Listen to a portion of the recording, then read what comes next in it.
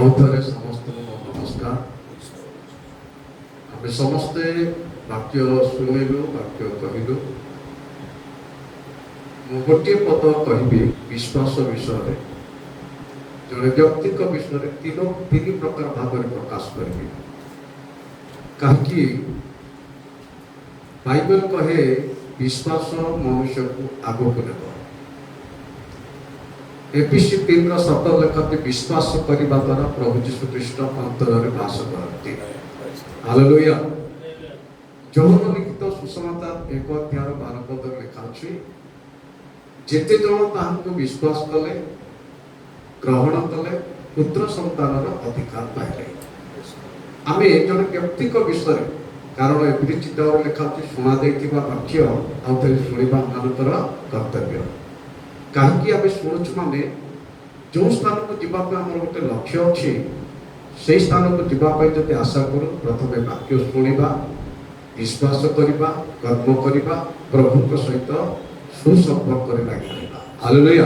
पढ़ा एवरी पुस्तक 11 अध्याय 24, 25, 26 ये तीनोटी विषय ये तीन प्रकार भाव में उल्लेख कर अल्प समय शुणा।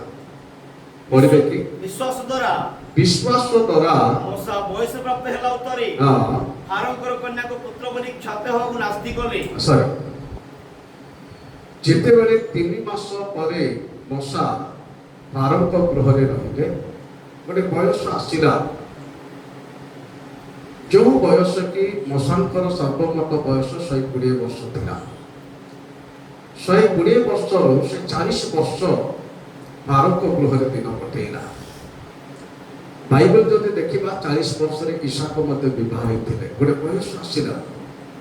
बयस आसला मूसा कौन कले निजक बुझिला निजक जानिला मो फारोंकर कन्यार पुत्र हेबी नाही। हालेलुया। प्रिय बंधु माने विश्वास कला परे आमे जानी जानी भूल करूछु किंतु एबे किछि नाही विचार दिन प्रभु विचार करिवे। ए व्यक्ति विश्वास बयस प्राप्त पर विश्वास कला बयस जत आसिला आर विश्वास बढ़िला। ए जड़े क्रिश्चियन एक परमेश्वर परिवार जड़े लोक बेले बेले आम क्रिश्चियन परिवार मध्य रही विश्वास कर जो काम करने कथा नहीं से काम आम करुछु।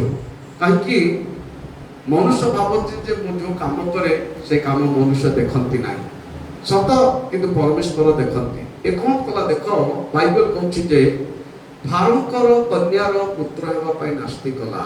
हालेलुया।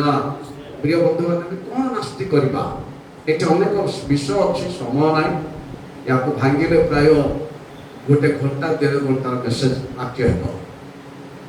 कहीं नास्ती कला बेले बेले आम कौन नास्ती करवा।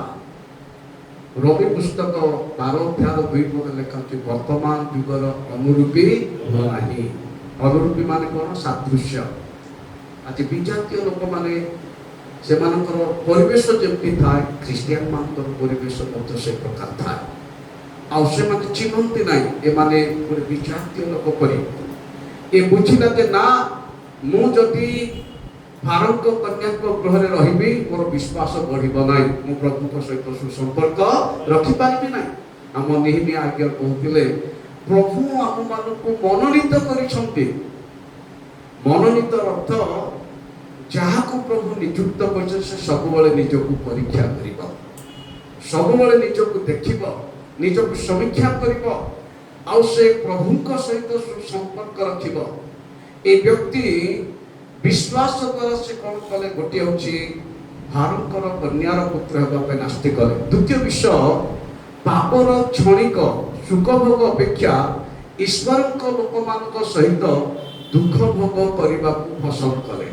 कौन कौन परित्याग कले बंधु माने पापर क्षणिक पाप माने कौन जानना हितोपदेश पुस्तक 14:21 लिखा अछि प्रतिवासी की तुच्छ बोध करबा पाप मिछ कहबा पाप अन्याय करबा पाप माने पाप करूछु ना नहीं आइब 13:23 रे लिखा अछि प्रभु मोर पाप केते मते जणा आइब कहउछंती मोर पाप केते जणा जो आइब को परमेश्वर 1:8 लिखा अछि आइब जणे सिद्ध लोक ଆଇବ ଜଣେ ପବିତ୍ର ଲୋକ, ସାଧୁ ଲୋକ, କୁକ୍ରିୟାତ୍ମକ ଲୋକ। ସେଇ ଆଇବ ପରମେଶ୍ୱରଙ୍କର ପରିଚୟ ପାଇଲା ପରେ ସେ କହନ୍ତି ଯେ ମୋ ପାପ ଜଣାଅ ପ୍ରଭୁ। ଯୋଉ ପାଉଲ ଅନେକ ମଣ୍ଡଳୀ ଗଠନ କରିବା ପାଉଲ ପ୍ରଥମ ତିମୋଥୀ 1:15 ସେ କହୁଛନ୍ତି ମୁଁ ପାପୀ ମାନଙ୍କ ମଧ୍ୟରେ ଜଣେ ପ୍ରଧାନ ପାପୀ। କାହିଁକି?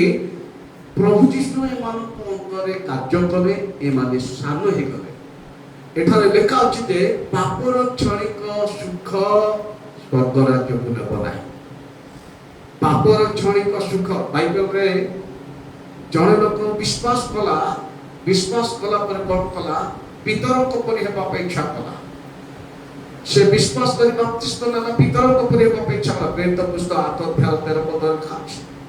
ପିତର କହିଲେ ଭାଇ ତମେ ବିଶ୍ୱାସ କରିଛ, କିନ୍ତୁ ଈଶ୍ୱରଙ୍କ ଦୃଷ୍ଟିରେ ତୁମ ହୃଦୟ ସରଳ ନାହିଁ। 8:21 ଲେଖା ଅଛି। ବିଶ୍ୱାସ କରିଛ ପ୍ରିୟ ବନ୍ଧୁ, କାରଣ ଆଦି ପୁସ୍ତକ 6:5 ଲେଖା ମନୁଷ୍ୟର ହୃଦୟ ଅବିରତ ମନ୍ଦ ମାତ୍ର। ଦେଖ ସେ ପାପର କ୍ଷଣିକକୁ ପରିଷ୍କାର କଲା, ଛାଡ଼ିଲା। 3:26 ଲେଖା ଅଛି ମିଶରର ସମସ୍ତ ଧନ ଅପେକ୍ଷା ଖ୍ରୀଷ୍ଟଙ୍କର ନିନ୍ଦାର ସହଭାଗୀ ହେବା ନିମନ୍ତେ ଶ୍ରେଷ୍ଠତର ଧନ ବୋଲି ମନେ କଲେ କାରଣ ସେ ପୁରସ୍କାର ଦାନର ସମୟ ପ୍ରତି ଦୃଷ୍ଟିପାତ କଲେ। ଏଠି ଆମେ ତିନୋଟି ବିଷୟ ଦେଖୁଛୁ। ଗୋଟେ ବିଷୟ ଅଛି ଫାରୋଙ୍କର କନ୍ୟାର ପୁତ୍ର ହେବା ପାଇଁ ନାସ୍ତି କଲା, ପାପର କ୍ଷଣିକ ସୁଖକୁ ନାସ୍ତି କଲା। ତୃତୀୟ ବିଷୟ ମିଶରର ଧନକୁ ସେ ଇଚ୍ଛା କଲେ ନାହିଁ। ଏଠି କେତୋଟି ପଦ ଅଛି କହିଲେ ଅନେକ ଲୋକମାନଙ୍କୁ ଅଲଗା ହେବ। এই ତିନୋଟି ବିଷୟ ଛାଡ଼ିବା ଦ୍ୱାରା ପ୍ରଭୁ ଆକୁ କଣ କଲେ? ଗୋଟେ ପଦ ପଢ଼ି ବନ୍ଦ କରିବା। এই ତିନୋଟି ସ୍ୱଭାବ ଯେତେବେଳେ ଛାଡ଼ିଲା ପ୍ରଭୁ ଆକୁ କଣ ବୋଲି କହୁଛନ୍ତି? ପଢ଼ନ୍ତୁ ଯାତ୍ରା ପୁସ୍ତକ 7:1 ଗୋଟେ ଅଂଶ ଲେଖା ଅଛି, ବନ୍ଦ କରିବା।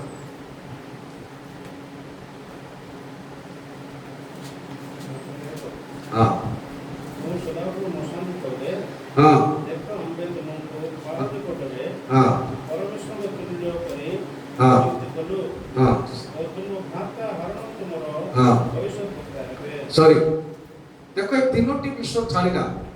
ଗୋଟେ ହେଉଛି ଫାରୋଙ୍କର କନ୍ୟାର ପୁତ୍ର ହେବା ପାଇଁ ନାସ୍ତି କଲା।